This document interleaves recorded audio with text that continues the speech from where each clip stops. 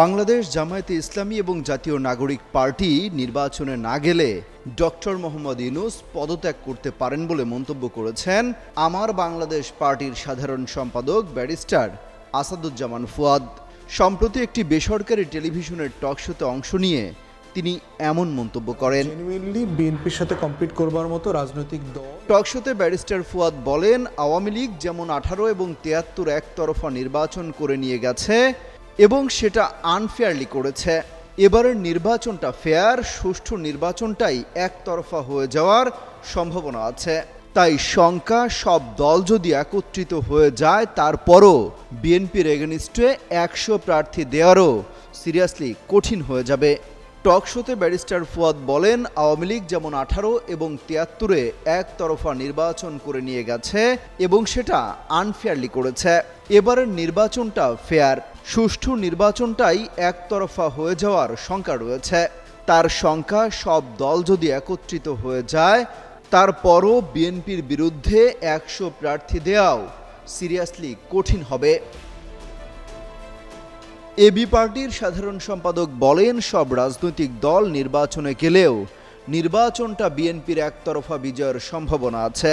নির্বাচনটা একতরফাই হয়ে যাবে, একমুখী হয়ে যাবে। ব্যারিস্টার ফুয়াদ বলেন, এরপর টেনশনের জায়গাগুলো হচ্ছে জামায়াত এবং চরমোনাই হচ্ছে বিএনপির পরে সবচেয়ে বড় রাজনৈতিক দুইটা দল। তারা যদি পিয়ারের বিষয়ে খুবই স্ট্রংলি থাকে যে আমরা সংসদে পিয়ার চাই, উচ্চকক্ষ না হলে এখন যেভাবে আছে সেই সংসদে পিয়ার হবে, এবং তারা যদি এই ইস্যুতে নির্বাচন বয়কট করে, এমনকি এনসিপি তারা যদি সংস্কার এবং জুলাই সনদ বাস্তবায়ন পদ্ধতির ব্যাপারে স্ট্রং থাকে এবং নির্বাচনে না আসে, তাহলেও নির্বাচন একতরফার দিকে চলে যাবে।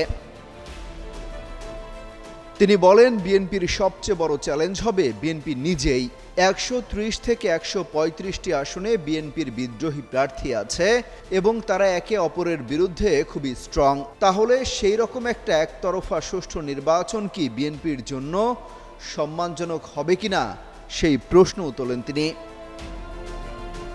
ফুয়াদ বলেন, অন্তর্বর্তী সরকার এই দায় নিয়ে একটা ভালো নির্বাচন করবে কিনা, যে গণঅভ্যুত্থানের সকল শক্তি এই নির্বাচনে অংশগ্রহণ যেহেতু করছে না, এরকম একটা নির্বাচনের দায় আসলে তিনি নেবেন কিনা। তখন এমনও হতে পারে প্রফেসর ইউনূস দায়িত্ব ছেড়ে দিতে পারেন, নির্বাচনকালীন একটা সরকার করে দিয়ে তিনি বিদায় নিয়ে চলে যাবেন। অমিত হাসান রবিন, যুগান্তর নিউজ।